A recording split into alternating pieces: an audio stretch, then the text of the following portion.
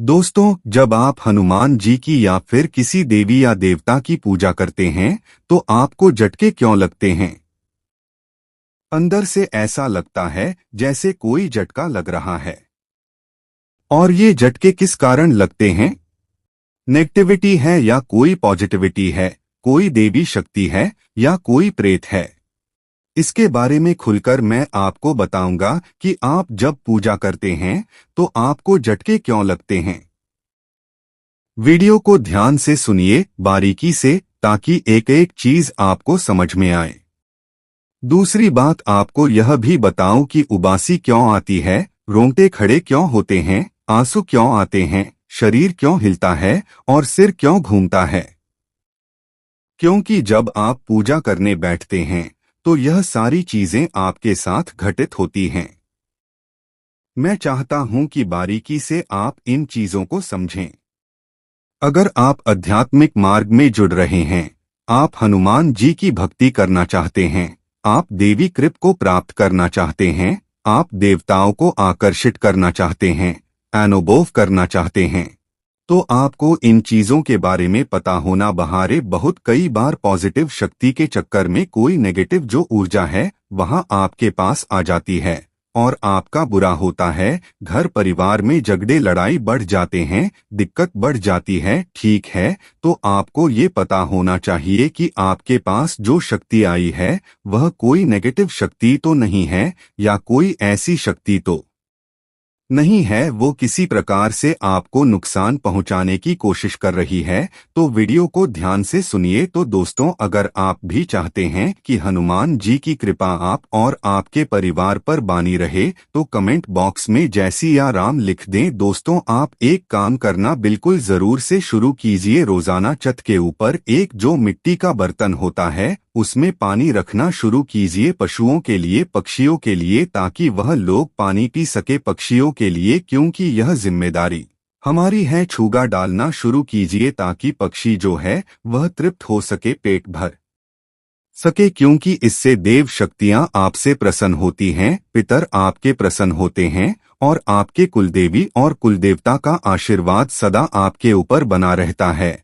और आपको यह जो कुलदेवी और कुलदेवता है वह फर्श से अर्श तक पहुंचा देते हैं। देखिए, जब आप शुरुआत में पूजा करते हैं तो धीरे धीरे आपके पूजा का जो स्थान है वो इतना मजबूत नहीं होता है और धीरे धीरे जब आप पूजा करते हैं तो ऊर्जा बननी शुरू होती है, ऊर्जा आनी शुरू होती है, आपके इष्ट की ऊर्जा आती है। जिस तरीके से बारिश जब होती है तो बारिश की बूंदें आपके ऊपर गिरती है और धीरे धीरे 1-2 बूंद, 4 बूंद, 5 बूंद गिरते गिरते आपको वह बूंदें पूरी तरीके से भिगो देती हैं। उसी तरीके से जब आप पूजा शुरू करते हैं तो जिस इष्ट की सेवा करते हैं, जिस इष्ट की पूजा करते हैं, उनकी ऊर्जा की बारिश होनी शुरू हो जाती है। कभी एक किरण, तो इस प्रकार से आपको ऊर्जा धीरे धीरे प्राप्त होती है और आपका शरीर उस ऊर्जा में भीगता चला जाता है, हो नहीं हो जाता है। आपकी आत्मा तक वह ऊर्जा पहो होती जाती है।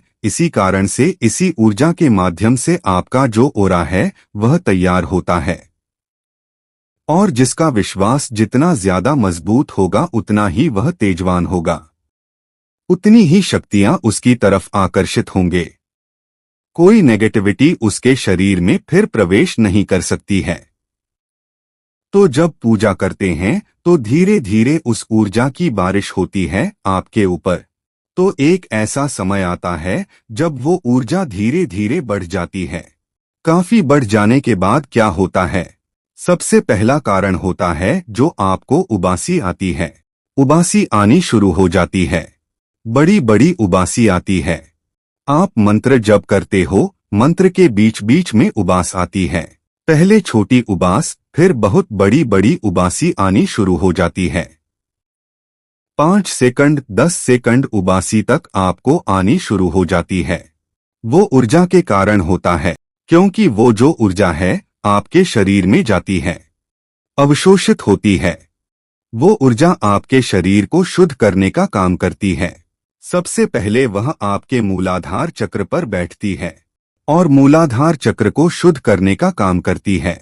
जिससे क्या होता है कि जैसे आपने जल देखा है, पानी को जब गर्म करते हैं तो ऊपर भाप निकलती है, तो वो भाप ऊपर की तरफ ही तो जाती है। ऐसे ही जब आपके मूलाधार चक्र पर ऊर्जा बैठती है और मूलाधार चक्र को जब वो जागृत करती है और मूलाधार चक्र जब घूमना शुरू होता है तो उससे जो नेगेटिविटी निकलती है वो मुंह के जरिए बाहर निकल जाती है। दूसरी बात, रोंगटे खड़े होना आपके शुरू हो जाते हैं। यह आपके इष्ट की कृपा का ही एक कारण होता है।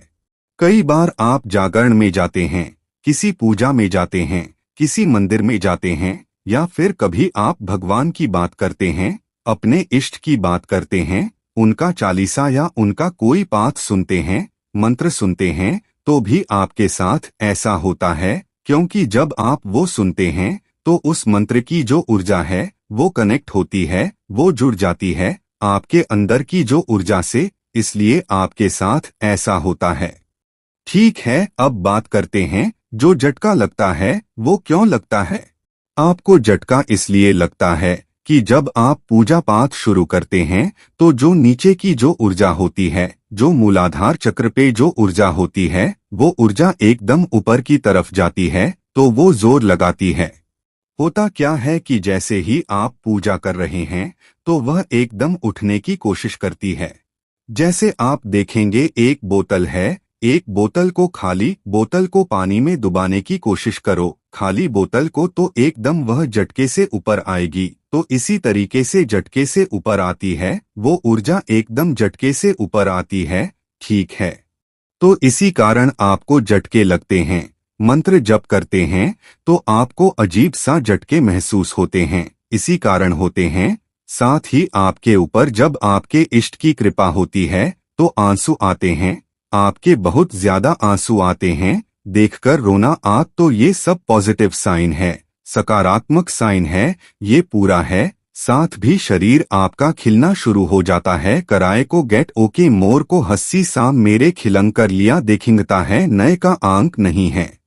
किसी का एक पैर जो है वो हिलता रहता है, ठीक है, किसी का एक कंधा हिलता रहता है, तो यह सब एक सकारात्मक ऊर्जा का कारण होता है, क्योंकि जो शक्ति आपके ऊपर आई है, आपके शरीर में जिस शक्ति ने प्रवेश किया है, वो शक्ति एक स्थान चुनती है, अपना उस स्थान पर जाकर वह बैठती है।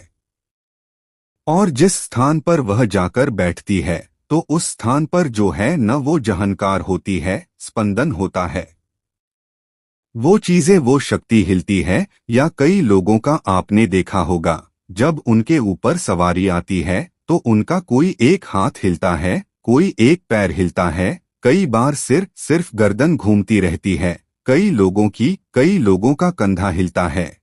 तो इसके ऊपर जो मैं आपको गुण बता रहा हूँ वो उसका कारण होता है कि जो शक्ति आपके शरीर में आ रही थी, जो प्रवेश कर रही है, वह अपने एक स्थान चुनती है और उस स्थान पर जाकर बैठ जाती है। तो जब इसी कारण से ऐसा होता है, ठीक है, और अगर सिर घूमेगा, सिर पर वो बैठेगी तो वह आज्ञा चक्र पर जाकर बैठती है। तो आज्ञा चक्र पर क्या होता है, आज्ञा चक्र के बीच में जब बैठती है तो आपका सिर जो है वह बहुत तेजी से रोटेट होता है, गोल गोल घूमता है।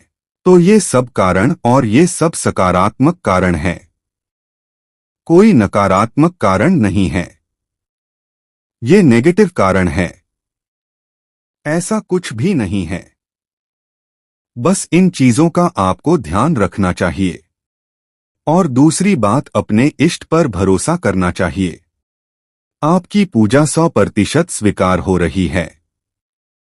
आप अपने हृदय में यह वास करके, यह भावना करके पूजा करो कि मेरी पूजा स्वीकार हो रही है और मेरे इष्ट जो हैं, जिनकी मैं पूजा सेवा करता हूँ, वह मेरे सामने बैठे हुए हैं। कभी अपने मंदिर को ऐसा मत समझो कि तस्वीर रखी है, वहां पर मूर्त पूजा रखी है। सदैव यह समझो कि वहां पर जो रखी हुई है वह मेरे इष्ट देव की, जो मेरे इष्ट देव है वह वहां पर विराजमान है, साक्षात बैठे हुए हैं। जब भी मंदिर से गुजरो तो प्रणाम करो। जैसे कोई आपको देखता है, बड़े बूढ़े आप जब भी आपको देखते हो तो राम राम करते हो इसी तरीके से, क्योंकि जब तक भावन ही होगा आपका कि वो बैठे हुए हैं, आपके भाव के कारण ही शक्तियां जागृत होती हैं। तब तक शक्तियां 30 आपको कुछ प्राप्त होगा। दोस्तों, मुझे आशा है यह जानकारी आपको पसंद आई होगी। पहली बार चैनल पर आए हैं तो वीडियो को लाइक कीजिए, शेयर कीजिए और चैनल को सब्सक्राइब कीजिए और कमेंट बॉक्स में जय श्री राम, जय हनुमान जी जरूर लिखें।